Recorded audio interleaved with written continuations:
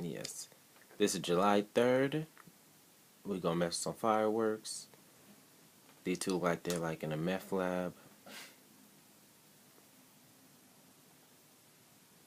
Okay, this is tricky.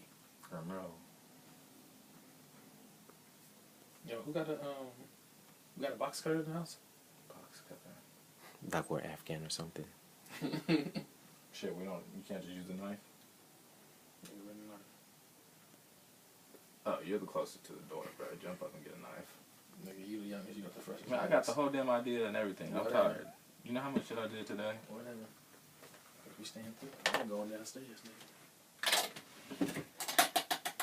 You ain't got no knives and nothing Hell no. to cut with. Oh, there's another tweezers right here. You got to go. Come go downstairs for that. You went downstairs for that? Bro, I'm telling you, there's no knives in there. You sure you ain't got I'm shit? sure I have no knife. If I'd had knives in there, I'd probably use it on something by now.